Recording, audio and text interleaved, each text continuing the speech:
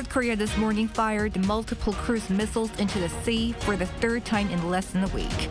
We take a closer look at the regime's recent intense moves to upgrade its cruise missiles. President Yoon vows to streamline the workload for people when they're getting administrative services by making them digital. This came as he today held another policy debate with citizens. The U.S. continues to signal a retaliation against the Iran-backed forces for Sunday's drone attack in Jordan that killed American soldiers. Tensions remain high in the already conflict-ridden area. It's January 30th, 2024. This is Newscenter. Good evening. Thank you for joining us. I'm Yoon Min. We start with news of North Korea continuing its weapons tests for an upgrade. This morning, the regime launched a series of cruise missiles into the West Sea, just 2 days after the test firing of what it claimed to be submarine-launched cruise missiles off its east coast. Our defense correspondent Choi Min-jung reports.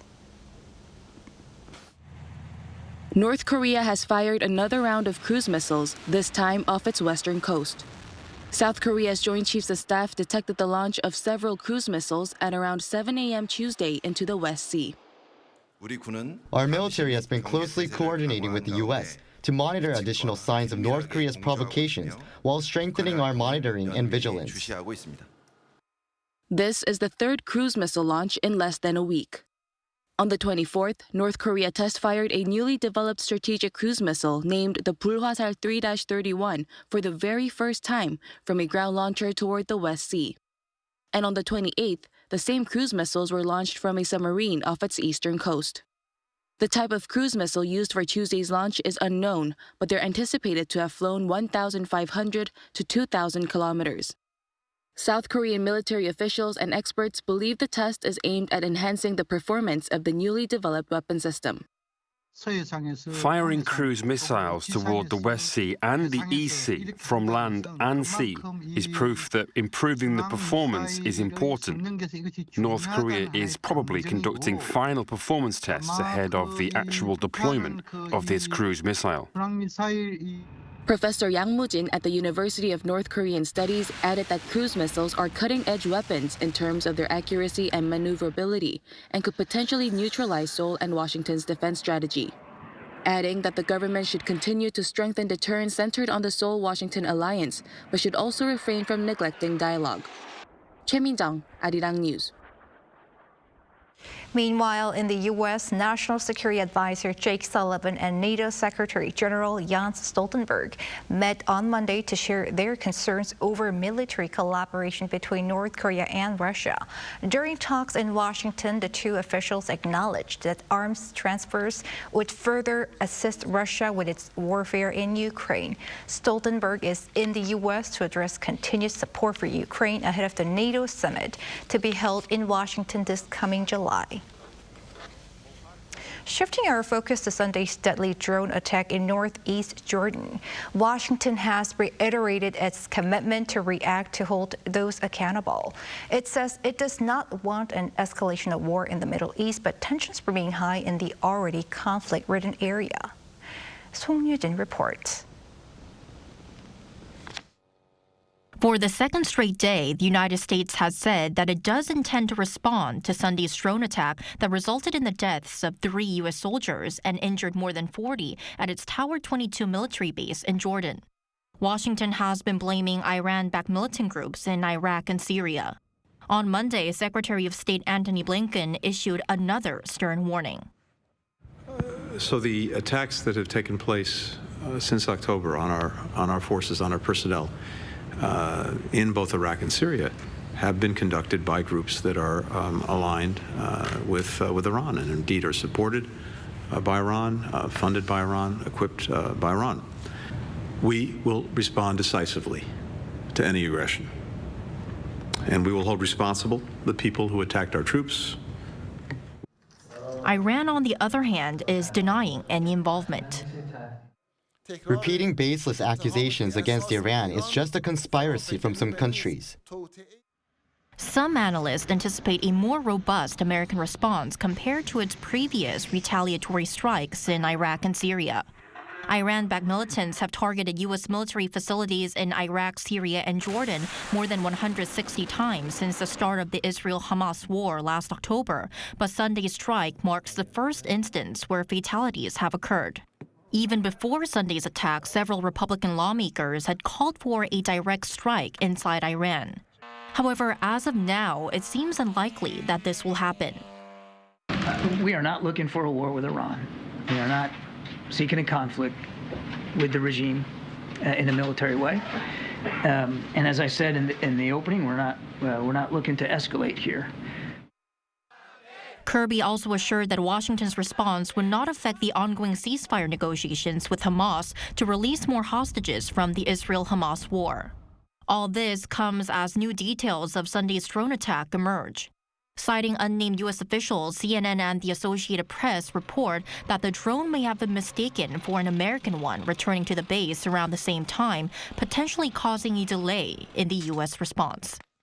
송유진, Arirang News. Israel has made an alarming accusation against at least a dozen UN workers at the Agency for Palestinian Refugees, asserting that they played a tangible part in the October 7th attack against Israel led by Hamas. Yoon covers this allegation and its related repercussions. More than 10 countries, including major donors such as the United States, United Kingdom, and Germany, have suspended funding to the UNRWA, the UN Relief and Works Agency for Palestine refugees in the Near East, since Friday. This was following an Israeli intelligence dossier presenting allegations that some staff took part in abductions and killings during the October 7th raid that sparked the Gaza war. According to Reuters, the 6-page document claims some 190 UNRWA employees, including teachers, have doubled as Hamas or Islamic Jihad militants, with names and pictures for 11 of them. A UN spokesperson said that the organization has not formally received a copy of the dossier and reiterated that the UNRWA would be unable to continue operations in Gaza and across the region beyond the end of February if funding isn't resumed. And the United Nations taking swift action following the extremely serious allegations made against several staff members from UNRWA. Critical humanitarian work that the UN does, not only in Gaza, all over the region, needs to be supported. People's lives depend on it. He added that organization chief Antonio Guterres met with the head of internal UN investigations to ensure that an inquiry into the allegations will be done swiftly and as efficiently as possible. At a news conference, U.S. Secretary of State Antony Blinken said that the allegations were highly credible and deeply troubling. Without saying how soon or under what circumstances the U.S. would consider resuming support for UNRWA, Blinken said that Washington would be looking very hard at the steps UNRWA takes in response. The reports that we got last week, and UNRWA brought them to us, were deeply, deeply troubling. It is imperative that UNRWA immediately, as it said it would, investigate, that it hold people accountable as necessary, and that it review its procedures. I had a very good... The recent revelation jeopardizes aid operation in the region, as the agency supported more than half of Gaza's 2.3 million Palestinians in day-to-day assistance, which have already been stretched thin by the long-running war. Yoon, Arirang News. In other story, a memorial built 20 years ago in Japan's Gunma Prefecture to remember Korean victims of wartime forced labor is now being removed, despite protests from civic groups and others there. Our foreign affairs correspondent Bae-Yoon-ji tells us more. Remembrance, reflection, and friendship. This is what's written on the front of a monument at a park in Gunma Prefecture, Japan, in 3 languages: English, Korean, and Japanese. On the back, it says Japan reflects deeply on the historical facts that caused significant damage to the Korean people, and that it will never repeat the same mistakes. The memorial was built 20 years ago by a civic group in Japan to remember the Korean victims who were forced to work as laborers during Japan's colonial rule of Korea from 1910 to 1945. It was mainly created to promote friendship between the two neighboring countries and the public's understanding of the history. But in 2014, Gunma Prefecture refused to renew the state permit, claiming there was a violation of rules after a civic activist made inappropriate political remarks in front of the monument. Then in 2022, Japan's top court ruled in favor of the Gunma officials. And starting this week, the local authorities have now closed the park and have begun to remove the memorial. Gunma Prefecture gave permission for a monument to be built based on the condition that religious and political events and administrative matters would not be held there. However, I have heard permission has been revoked because the installer repeatedly violated these conditions. The removal procedure was carried out despite strong protests from civic groups and others. Even the Japanese local news, Asahi Shimbun, said in an editorial on Tuesday that the local government should call off its decision to remove the memorial, calling on them to immediately stop the outrageous action. In response, the South Korean government simply said it hopes the issue can be taken care of without causing friction. Our government hopes this issue can be resolved in a way that does not undermine the friendly relations between the two countries. To do this, necessary communication is taking place between South Korea and Japan. The historical issue surrounding wartime forced labor has been a major factor that strained bilateral relations, as hundreds of thousands of Koreans were forced to work in Japanese companies under harsh conditions during colonial rule. 배은지, Arirang News.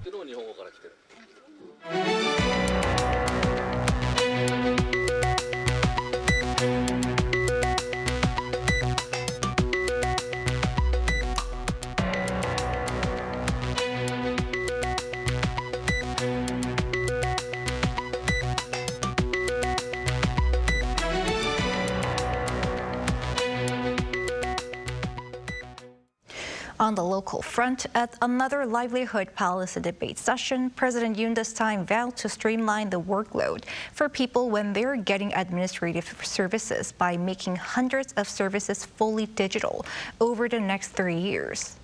Our top office correspondent Kim Do-yeon explains and more. 1,500 government services will be fully digitalized over the next 3 years for easier and simpler access for citizens and residents. That's around a quarter of all services offered by the government. The announcement came from President Yoon Suk-yeol on Tuesday during the 7th livelihood policy discussion with citizens. 국민들이 이리저리 뛰고 각종 증빙 서류들을 준비할 필요 없이 간편하게 필요한 업무를 신청할 수 있게 하겠습니다. 매년 7억 건에 달하는 구비 서류를 30%만 디지털화해도 조 단위의 예산이 절감됩니다. President Yoon also said the basic information that's used for different services will be soon shared among agencies so applicants do not have to get multiple copies for each, while the more than a century-old personal seal system will be digitalized as well. This is South Korea trying to take a step further despite already having a global lead in digital government. The Interior Ministry said on Tuesday that South Korea ranked #1 on the 2023 OECD Digital Government Index, topping 4 of the 6 categories: data-driven public sector, government as a platform, open by default, and proactiveness. It came second for the remaining 2, digital by design and user-driven. This is the second consecutive time South Korea topped the list, last time published back in 2019. But as participants in the discussion laid out, there's room to grow, and President Yoon agreed. 이렇게 훌륭한 디지털 정부를 우리가 구축해 놨지만 국민들께서 그 편의성을 체감하기에는 부족한 점이 매우 많이 남아 있습니다. 특히 자영업자나 소규모 기업인들께서 현실에 대하는 행정 업무가 많은 부담이 되고 있습니다. Other topics covered during this discussion were the gaming industry and telemedicine. For the gaming industry, deceptive item selling practices by gaming companies were raised as a key issue. While gaming companies say there are percentages for a player to win something in a random draw, it's not fully transparent to gamers. The relevant officials vowed to stop this through regulation. As for the telemedicine industry, the government says it's looking to expand the scope of who's eligible to receive care remotely. In addition, they're looking to create a platform so medical records are accessible by healthcare providers to avoid patients having to visit prior hospitals to get their records. Kim Do-yeon, Arirang News. President Yoon today exercised his veto over a special bill on a probe into the Itaewon tragedy that happened more than a year ago, which is likely to cause some political repercussions. On the same day, the government announced to up support for victims and anyone affected. Our political correspondent Shin Se-byuk explains. President Yoon Suk-yeol on Tuesday vetoed a special bill for an independent investigation into the 2022 Itaewon crowd crush disaster, marking his fifth veto since taking office. The bill will now revert to the National Assembly for a revote. This came as the cabinet earlier the same day passed a motion requesting Yoon to reconsider the bill. During the cabinet meeting, Prime Minister Han Duck-soo said the investigation had been conducted properly, emphasizing the legal action was being taken against those being held responsible. He also mentioned that the special bill offers no practical benefit. The bill risks wasting national resources without a clear justification or benefits, potentially deepening public division and mistrust. Han also called for negotiations to develop a new proposal ensuring a fair investigation and preventive measures against similar future tragedies. Separately, the same day, the government announced plans to enhance financial and mental support for the families of the victims. To provide better support for the bereaved families, the government plans to establish and operate a committee under the Prime Minister's office. The plans include expanded coverage for medical costs and the establishment of a memorial area. The main opposition Democratic Party, however, strongly criticized the government's move to scrap the bill. Using the veto to obscure the truth of the deadly disaster that resulted in numerous casualties in the capital is indefensible. In response, the ruling People Power Party, which had earlier recommended President Yoon reconsider the bill, sought on Tuesday to renegotiate with the DP. PPP floor leader Yoon Jae-ok, speaking to reporters on Tuesday, stated that a bipartisan agreement could be reached by removing contentious clauses from the bill, such as those favoring the formation of an opposition-based investigation committee. Shin Se-byuk, Arirang News. Korea's trade regulators are hammering out a framework of guidelines to ensure fair business practices among online platforms. And according to our Moon Hae-ryun, the details will be disclosed in a few weeks. A bill to regulate market domination by online platforms has sparked debate among domestic and global businesses in the tech industry. The Online Platform Fairness Act is currently being drafted by South Korea's Fair Trade Commission, with the bill set to be announced sometime next month. The FTC aims to prohibit unfair business practices and ease consumer burdens by restricting market leaders from keeping competition in check. This in turn could provide more opportunities for small and medium-sized businesses and startups to enter the market. While the full details of the bill have yet to be revealed, the FTC has said that it would crack down on platforms that are engaging in monopolistic practices, citing Google's policies preventing game publishers from releasing their titles outside of Google's Play Store. It also cited domestic tech giant Kakao's manipulation of its algorithm to favor its own cab drivers above others on its Kakao mobility apps. The regulator has said that it will define market leaders by setting a quantitative standard such as for sales and the number of users, similarly to how the EU qualifies a large online platform as a gatekeeper in its Digital Markets Act. But domestic startup firms were found to have concerns in a survey conducted by Startup Alliance Korea, with many saying that startups that are not profitable but have a large number of users face being regulated, which could hinder growth. In response to growing concerns from the tech industry, the government says that it will limit the number of companies it defines as a market leader to 4 or 5 firms. These are most likely to be domestic tech companies Naver and Kakao, as well as global firms such as Google and Apple. The U.S. Chamber of Commerce voiced opposition to the proposed regulations, calling on Seoul to provide sufficient opportunity for dialogue with Washington and to make the full text of the proposed legislation publicly available. In response, the FTC issued a statement on Tuesday, noting that all efforts will be made for open communication with domestic and foreign channels, including providing ample opportunities for the US to submit its opinion. 문혜련, Arirang News. South Korea's automobile exports saw an all-time high in 2023 on the back of strong demand for eco-friendly cars. According to the Korea Customs Service, on Tuesday, the total value of exports rose more than 30% compared to the previous year, reaching well over $63 billion. It's the highest amount recorded in a single year. Nearly 40% of that figure came from eco-friendly vehicles. The agency also attributed the increase to a recovery in supply of automotive semiconductors and a rebound in demand for cars in North America. The number of foreign tourists to Korea saw an increase last year. Data from the Korea Tourism Organization on Tuesday show over 11 million tourists came to South Korea in 2023.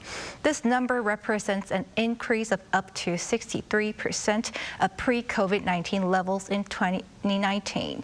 In terms of nationality, in first place were Japanese visitors at 2.3 million, followed by Chinese, American, and Taiwanese tourists.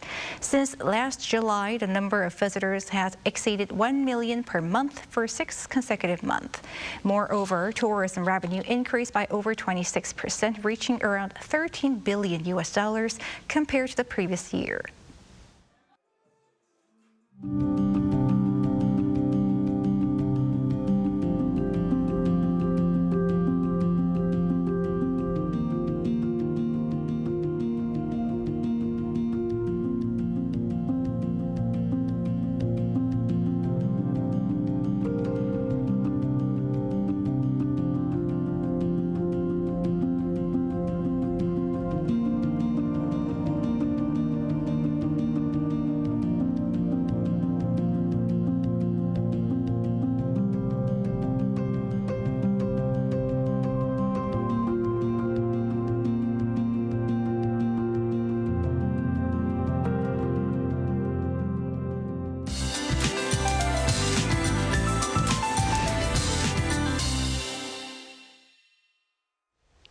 It was mild today, but the air was stuffy throughout the day.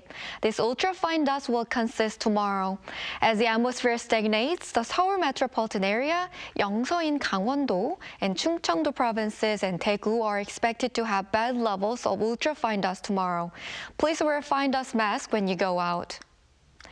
The rain that started on Jeju Island in the afternoon will expand to the southern parts of the Chungcheongdo provinces overnight. Up to 30 millimeters of winter rain will fall on Jeju Island and 5 to 10 in Chungcheongdo and the south by tomorrow morning. Most of this rain will move away tomorrow morning. However, on Thursday, there will be another rain or snow in Yeongdong and the southern parts of the country. Tomorrow morning, Seoul and Daejeon will start off at 0 degrees. Daily highs will be topping out at 9 both in Seoul and Daejeon, Gyeongju and Busan 13 degrees Celsius. In Gangwon-do province, where the Youth Olympic Games are being held, daytime temperatures will be a little bit milder than today. Temperatures will continue to exceed normal levels for the rest of the week. That's all for Korea. Here are the weather conditions around the world.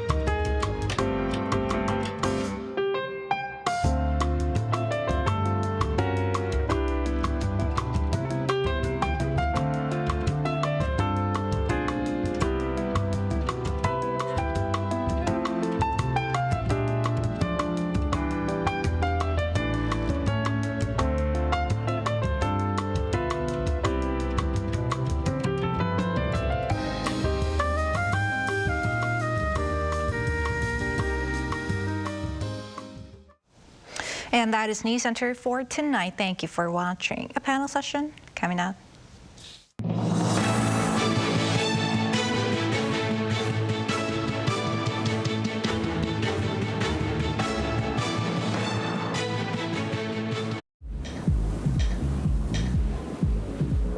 Welcome.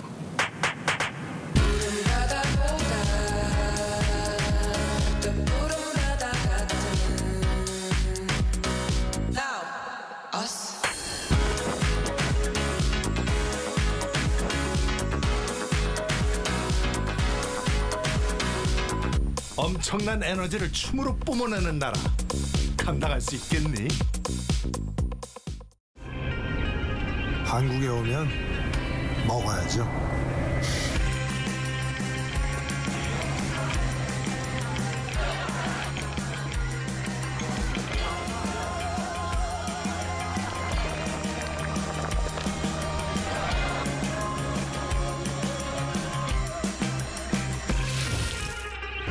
먹어도 끝이 없는 나라. 감당할 수 있겠니? 웰컴.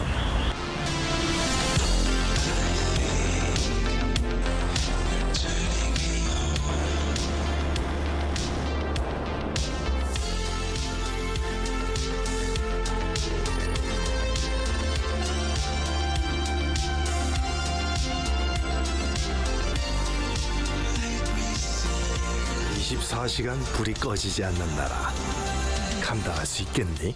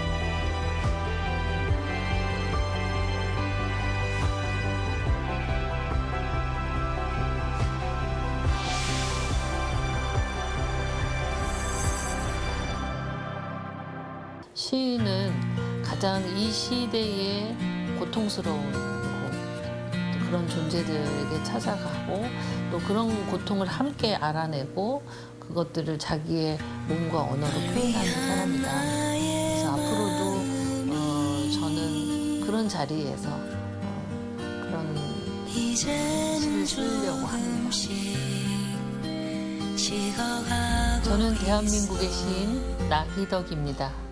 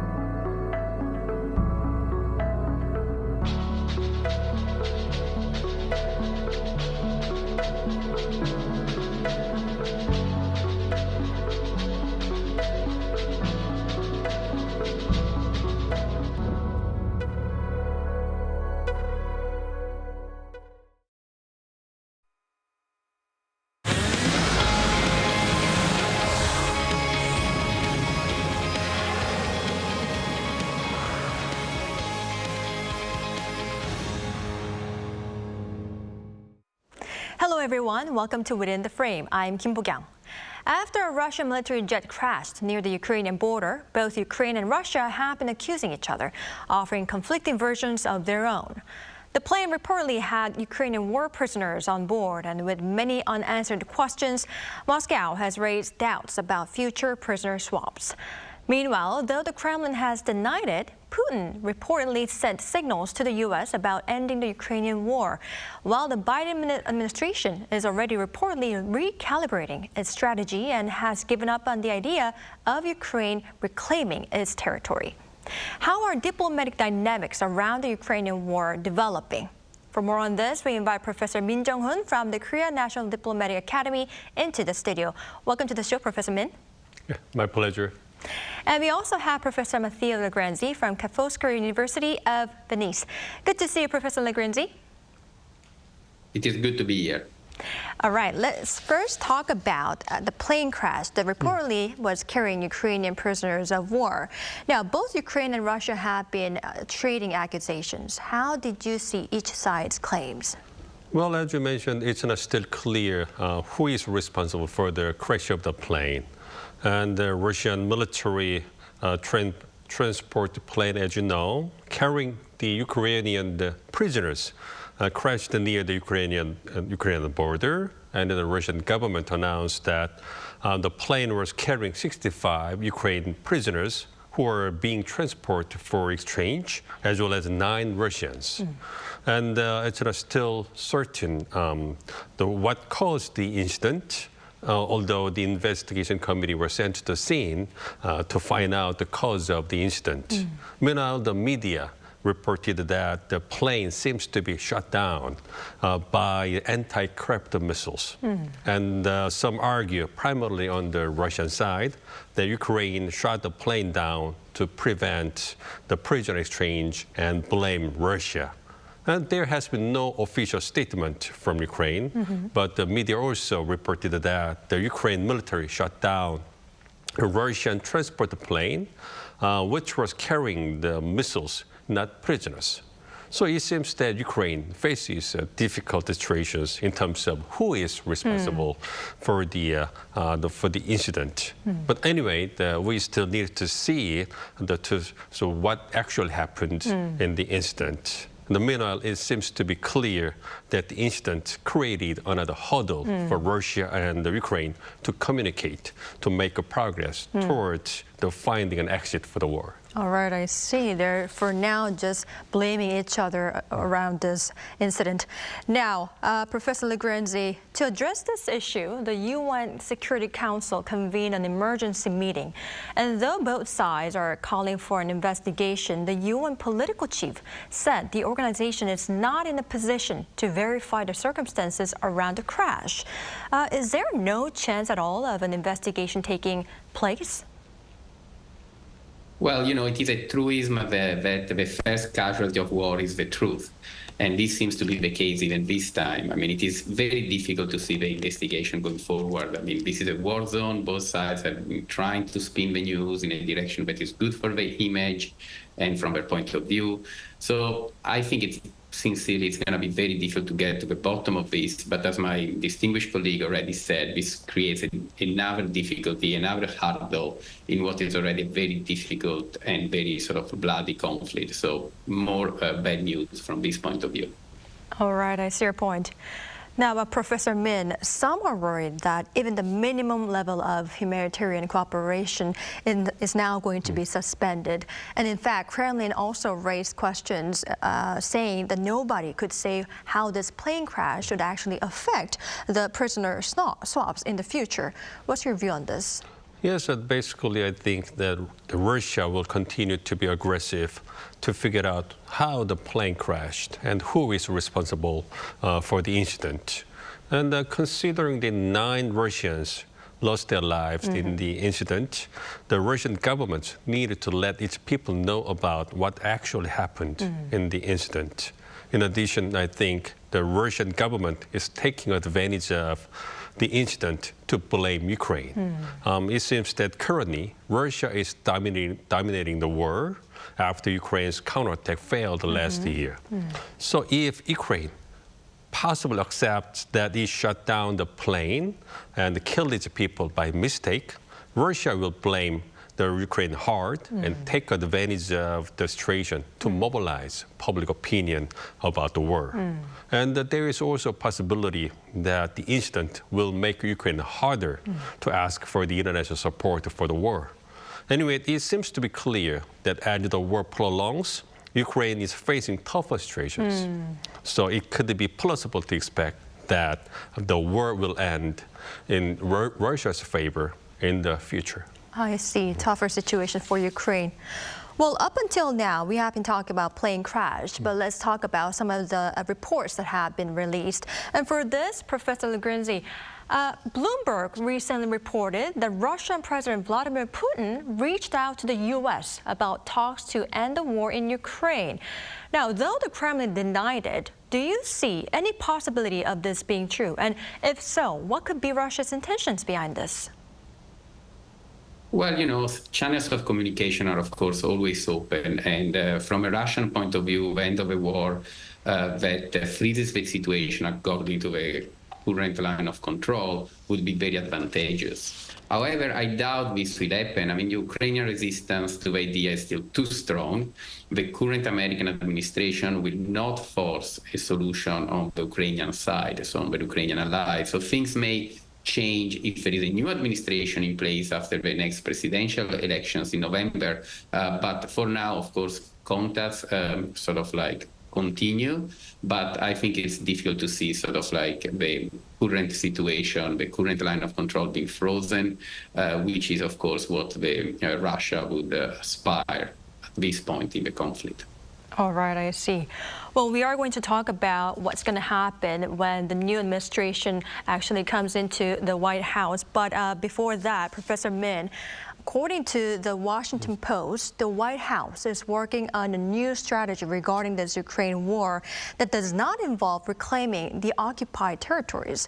What's your takeaway from this report? Basically, that could be the worst the news for Ukraine. But I think that it reflects the cold fact that Ukraine does not have enough military capabilities of recapturing the occupied territories from Russia. As you know, Ukraine could fight against Russia so far, mainly in terms of the international support, like US and NATO.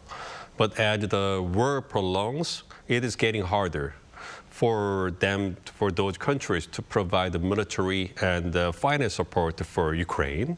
So some people argue that Ukraine's counterattack last year was possibly the last chance that it could recapture the occupied territories. And as you know, unfortunately, the counterattack wasn't successful, and Ukraine has made a little progress since then.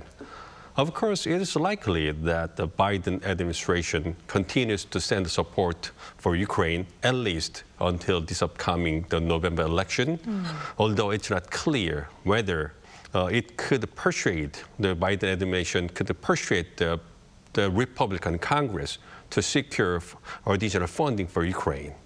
Anyway, President Biden does not want to see a situation where the Ukraine war could make a negative impact for his re-election bid. So the Biden administration will try to, I think, maintain at least the status quo of the war until this November, while it will also figure out what could be the plausible options to finish the war. Meanwhile, I think that Russia positively recognize the current situation where it is dominating the war. So it will continue to speak out that it is ready to talk to finish the war and wait until this November election. And if the former President Donald Trump is reelected in this November, it is likely that U.S. will push Ukraine to come to the negotiating table to finish the war. So Russia, I think, has nothing to hurry. So taken together, it's getting worse for Ukraine to continue to fight against Russia.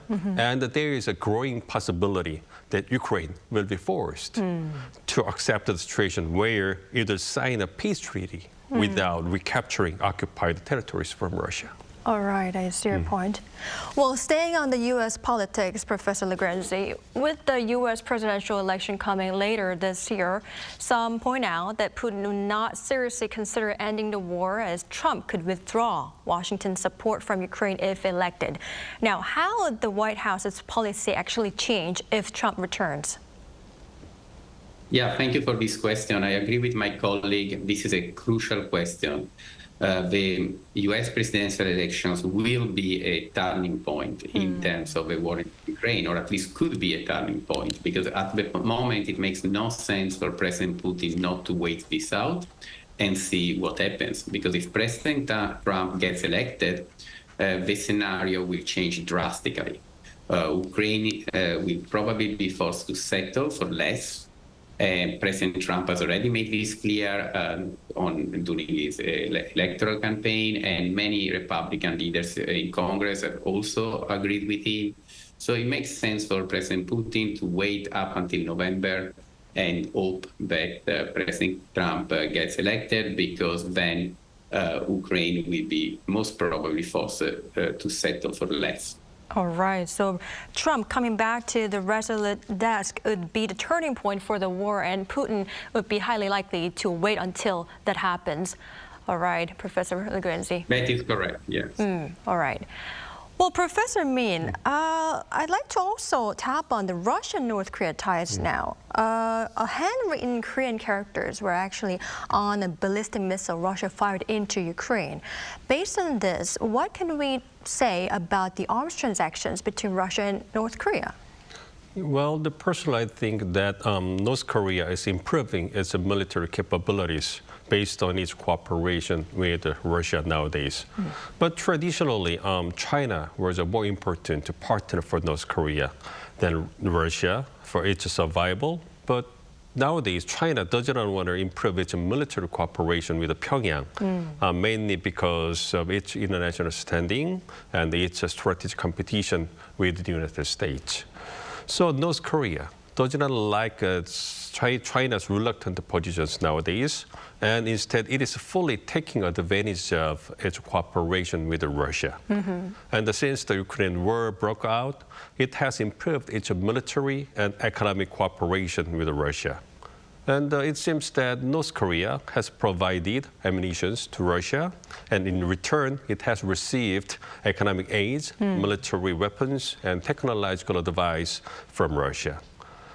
Specifically, I think that North Korea received a large amount of money by exporting its ammunition to Russia, and such money has been crucial financial resources for North Korea's economic survival and military improvements.